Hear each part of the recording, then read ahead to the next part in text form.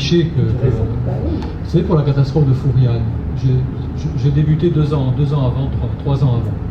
Et je découvrais donc la société corse parce que j'avais moi aussi, je vivais dans cette espèce d'idéal, la Corse juste, la Corse fière, la Corse ci, la Corse là. Pour Fouriani, je l'ai découvert à ce moment-là, lorsque la tribune s'est effondrée, et on n'en a jamais parlé.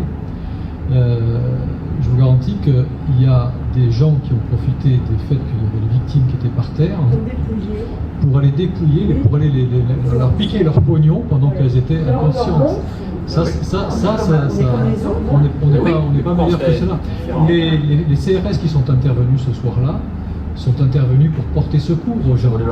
Il y a des gens qui ont profité pour rentrer dans leur fourgon pour leur piquer leurs armes. C'est ça la réalité aussi de la Corse.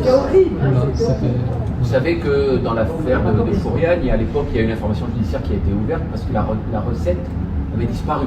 Oui. C'est 3 millions de francs à l'époque, donc à peu près 500 000 euros. Donc c'était en 92 et la recette est passée en pertes et profits. Ça démontre aussi ce qu'est aussi ce peut être la société corse. Bon, voilà,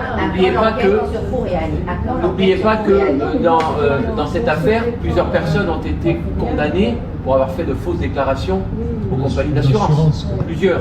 On a couvert ça, Pierre-Louis et moi. Ça a duré des années. Ça a duré des années. Qui ont été indemnisées alors qu'elles n'ont pas été blessées. Vous avez des femmes qui sont allées au stade avec un manteau de vise. Voilà. Des gens qui ont produit des factures, ils sont allés au stade couverts de bijoux.